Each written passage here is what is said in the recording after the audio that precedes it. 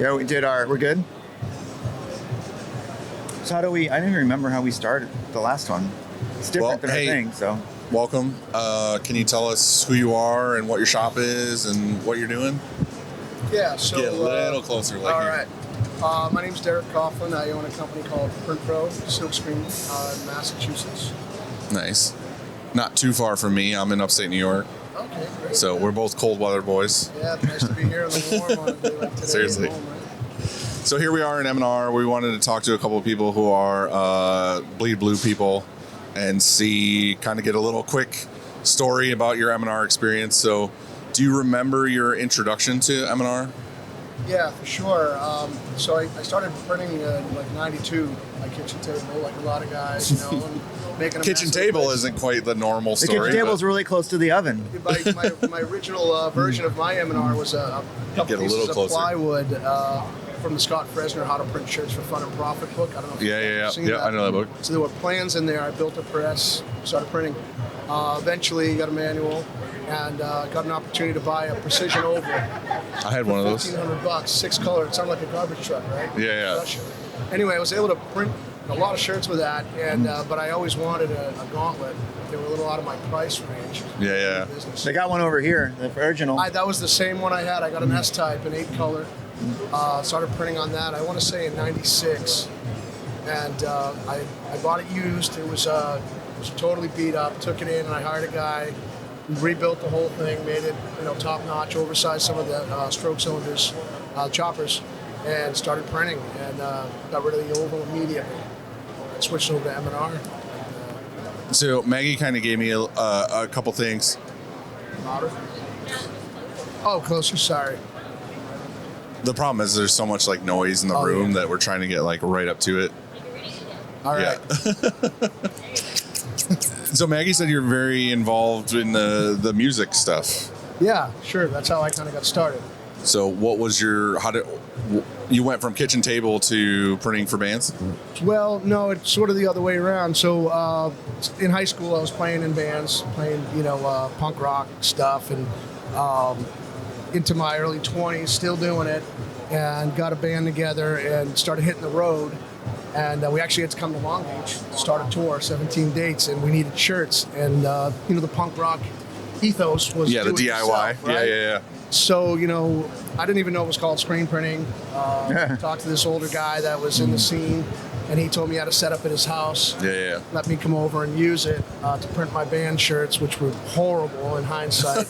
But that was what they wanted back then. They want that now too. Yeah, it was better than nothing, and so we did it, and I liked it, and I certainly didn't like my day job. I was doing construction. Yeah. And noticed everybody had T-shirts, so I started asking around. Once I had my little plywood press, and so I'd take 6-piece orders, 12-piece orders, and print them one color only because that's all the little clamps could hold. And I figured out I could make a day's pay in a couple of hours at night. And I liked it, so I started doing that. Hell yeah. Every night I could. Every band, playing in the band, we knew a lot of bands, so I started begging them to do their shirts, and that's really how Printpro started. It was called Printpro even back then when it wasn't a real thing. It's kind of like Andy had MoPro. I had MoPro, my lawn service, yeah. But you say it wasn't a real thing, but it was. Like, yeah, it's not what it is today. It's not scaled to where you're at now. You don't have, maybe you weren't automated and things like this. But you had a legit business. I mean, you had screens, and you had squeegee, and you had some ink. You built this. You had customers. You had customers. They paid you as a business, like a lemonade stand. It's real. And so I think like on those terms too sometimes, because I started out of my house. I was like, oh, it was real when I went to my location. I was like, oh, that's legit now. Like I actually applied for a business license, because at first you're like, no, Well, the first time someone writes a check to the name that you're using on your card, you have to do that. Like, how do you deposit it? Yeah, you couldn't deposit it. That's when I got my business license. Someone wrote a check to Printpro. I was like, damn, it's supposed to be to my name. Oh, well, I was so embarrassed to go ask him to rewrite the check. I got a business license. Yeah, so but it is real. I know, like it's weird to think about that because you've come so far. It's just it's insane now. Yeah. Now we're in about 100,000 square feet, 14 automatics, 105 employees. We do about 150,000 impressions a week on one shift, and we have a second shift too. So to think about the scale of it, and I almost don't even really recognize it because I'm in it. But Yeah. my wife can't even enter the shop. It's absolutely overwhelmed with anxiety about, oh my God, you're responsible for this. Yeah. It's You crazy. tell that to friends too when you're out. They're like, what do you do? And then you I print some shirts, you know? And they have no idea what that even means. Right. And then they come in your Because shop. there are guys who can print some shirts at their kitchen table, and Yeah. then there's guys who have 100 employees in a warehouse with autos and autos. Do you still have any of that like early day equipment, or is it all upgraded I have since the then? book. I still have the book, and I had that wooden press for a long time. So it's been about 29 years since I started on that press, and we went through a move, and somebody threw that wooden press in a dumpster. Now, I'd be so I am to this day because I would grind the ink through the shirt, so all the old logos were on the board. Right. Oh, It's a yeah. car wash. Yeah. CS Electric, all Right, the stuff right. was like I could see like the history was on the palette, and I always had a vision of putting it in a little glass shadow box if I Yeah, ever yeah. had a shop with a showroom, Yeah, and a squeegee right. in it in the book, and I still have the book. Yeah. The press is long gone, unfortunately. I was going through a nostalgia phase a little while ago, and I had the first press when we first started, and I had, again, when you're in it then, you're not thinking of nostalgia and like what this is going to mean to me in 20 years or whatever. But I hit up the guy that I sold it to, and I was like, hey, by chance, do you still have this press? And he was like, no, years ago, we decided not to use it anymore, and I threw it out on the curb. Oh. And it was like gone later that day, and I was like, Yeah. oh, I'm never going to find this thing now. Well, so if it wasn't trash day, it's probably still putting out prints in someone's yeah, garage or someone basement, snagged it. right? He said it went quickly, so true. yeah, hopefully. I did hear you have a fun Ramones story. Oh, I got a lot of fun Ramones stories. But probably the best one was so like I said, I was in punk rock. Yeah. And loved the Ramones. That's why foundational band for me.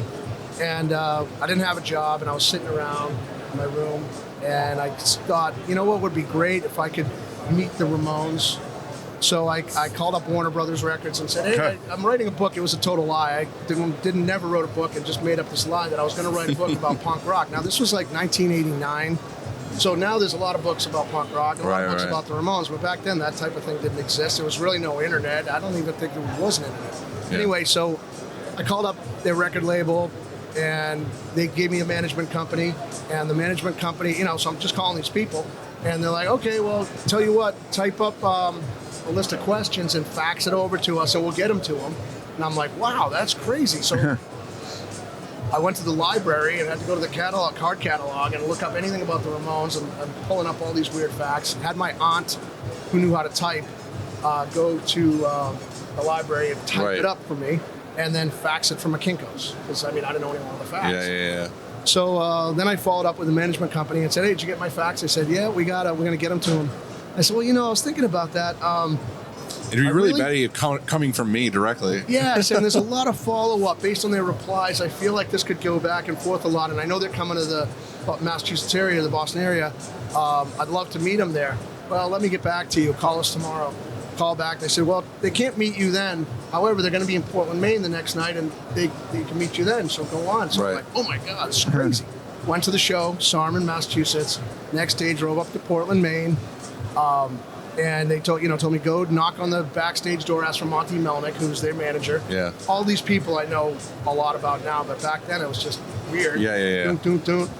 Can I help you? I'm here, Monty Melnick. Yeah, it brings me in. So it's almost like a cafeteria setup, right? It's backstage at a Civic Arena. They were on tour with Deborah Harry and the Tom Tom Club, which was the old Talking Heads people. Yeah. So they were all in the room too, but I don't really care about those guys. I'm just after the Ramones. So I see Joey Ramone sitting there by himself, reading a Boston Herald. And I'm sitting about 4 stools away from him with the index cards with like handwritten questions and my micro cassette recorder, and so afraid to say anything. Yeah. So maybe 5 minutes goes by, and he eventually notices me, puts the paper down, and starts asking me about Middle East politics. And Something you weren't expecting. no, and knew nothing about. And Yeah. he immediately realized I was a political idiot, and he wasn't going to have any real conversation. So Right. kind of let out a sigh. What do you want to know? And we went into the interview, which was fantastic. But while I was talking to him, and I was asking him all kinds of stuff, what they did for jobs. Joey was on welfare. Dee Dee had worked in a mailroom. Johnny was in construction, I remember. And one thing I asked him that he kind of got upset about was I read this one library article about Johnny got into a fight. He saw some guy getting rough with a girl on the street, and Johnny intervened, and the guy was a black belt and totally beat him up, and he was in the hospital. I asked Joey about that, didn't want to talk about it. So then Johnny walks up with a roadie, and he asks Joey to sign this program. And the roadie starts handing out these old ice cream bars. They're called sports bars. It's a chocolate vanilla ice cream with a chocolate covering, foil wrapper. Gives one to Joey, gives one to Johnny, looks at me, gives me one. No one says anything. I'm just sitting there eating an ice cream. Johnny and Joey Ramone, thinking to myself, this is really weird. All this came from you writing in saying you want to interview them. Yeah, and I recorded the whole thing, and it was awesome. And eventually, the interview ended. CJ Ramone came over, started hanging out with him, got to know the guitar roadie, and then after that, every time they came to town, which I never missed them, I would go up to the sound booth, hey, Derek, what's up? Slap a pass on me, and got to know those guys. And the story ends is that you print their merch. You printed their merch. I've never printed their merch. Come on. I wish I could. Legally. Definitely not. And I wasn't even printing then. That wasn't even on my radar. This was a couple years before I even thought to pull a print.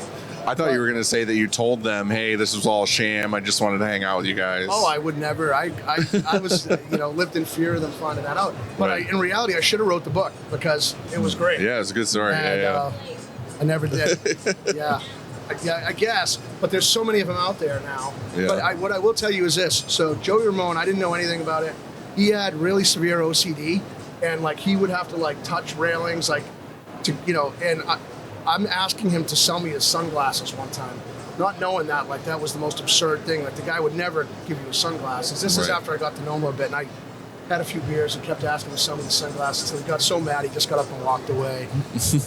And Johnny, who was infamously cheap, frugal, I guess is the word, and I was trying to get him to give me free merchandise all the time. So they got kind of annoyed. I was an aggravating kid. Well, without knowing your entire story, it sounds like that drive to get to meet the Ramones and hang out is kind of what got you where you are in business with getting clients like that. You just can go for it. A lot of people are too scared to make that step to talk to people.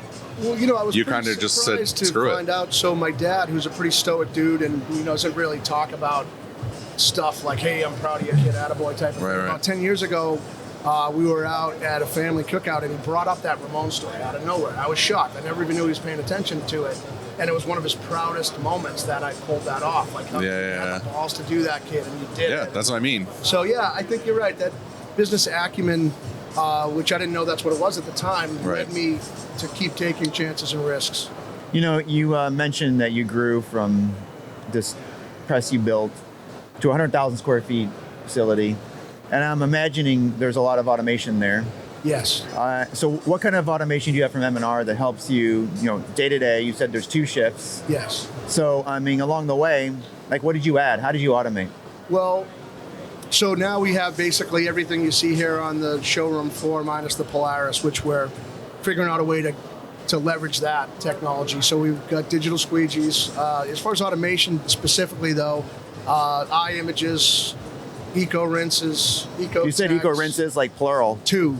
So I'm really big into redundancy. I have 2 of everything, including my key it's personnel. That boat life mentality where one goes down, you got the other one. Yeah, and so it's 2 50 horsepower compressors. One of them's working? Always. Yeah, one of them's a backup. And the only time the backup ever runs is when they come in to service the main one. Honestly, because one's variable, so the other one's static. So I have 2 of everything, 2 eye images, 2 eco rinses. I only have 1 eco text because they're so damn big, but I kept my old reclaim just in case. Well, you can always have somebody grab a pressure washer. That's what worst case scenario. We have that. And we have 2 maintenance guys.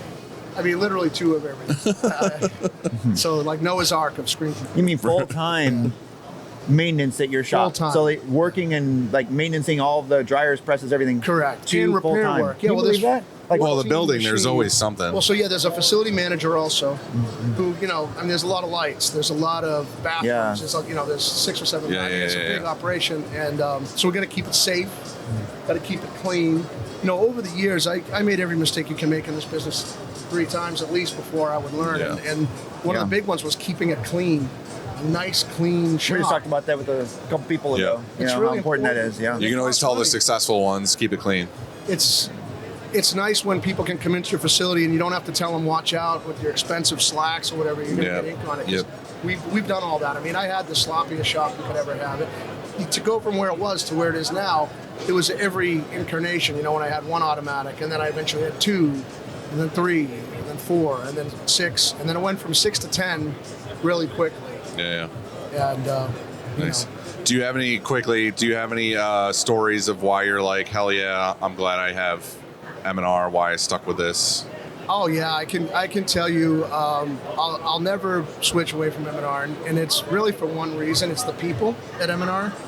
When you have that much equipment and you're relying on, most of my stuff is branded, so we don't do custom work. We don't do any work off the street. It's all either pro sports stuff, retail branded stuff, going direct to retail. Everything is on immovable timelines. I mean, Right. Yeah. So I need service like instantly. Like I just can't have a partner that sells me equipment. Oh, this is going to be 6 weeks out, or we're waiting for parts, or whatever. Yeah, like these guys will stretch out anyway, anytime. I've gotten to know them over the years, personally, and we've become friends with some of these guys. Yeah, for sure. I come to these things to really see my friends Yep. at M&R, and I love coming. There's a lot of things that happen that I don't plan on, that if I wasn't here, wouldn't develop in the future. You might meet a Ramone. You never know. You never know. Well, the funny story is, We're in California. so Maybe. 2001, fast forward, this is my last Ramones story. This is where the story really ends. So I know them all this time. They break up, right? They're done in like 97. And the bass player, CJ, he wasn't the original guy, Didi, but the guy that came in at the end, CJ, he starts a band called the Warm Jets. And another buddy of mine from Drake at Mass was playing drums in that band. And they had a rhythm guitar player. They were doing like half Ramones and half Warm Jet songs. Yeah. And they were going to Argentina for 5 shows, September 22nd to the 27th of September. So around July of that year, my friend Mark calls me and says, hey, our guitar player can't go. He's in the union and he can't get the time off. Do you want to do the gigs? Fuck, of course. Yeah. Right? So I'm wouldn't like, give me the songs. And so it was like, Listen to My Heart, I Don't Want to Walk Around With You, Today Your Love, Tomorrow the World. Jeez, I should remember a couple more. And then I already knew those. And then I had to learn their songs. And then went down, did some rehearsals. And I was all excited. I was going to get paid pretty well. Now, I had a newborn at the time. He was 9 months old. My son was 24 Yeah, who cares? now. Something happened on September 11th of 2001. Oh. Okay? So my wife's looking at me, looking at my newborn baby, which is why that factors in. She says, you think, so they're still going, okay? Like, they're still going to go. And they did. Yeah, By then, 2 weeks later, the airports were open again. And they did go. They had to get somebody at the last minute. I didn't go. I couldn't feel safe. And I regretted it. But it was the right move. So I think it's all said and done. Christmas comes around. My aunt, the one who typed up the letter way back, hey, did you do those shows? I said, no, I couldn't go. Oh, that's horrible. That must crush you. Yeah, it does. They knew I was. She's just rubbing it in. She would meant it in a kind way, but it got me going. So now, take a few days off of the holiday, go back to Printpro. Old-fashioned answering machine. Get in, listen to my messages. There's Mark again. Hey, we're going to Japan in May. You want to come? Give me a call. So I call him back. Doesn't call back.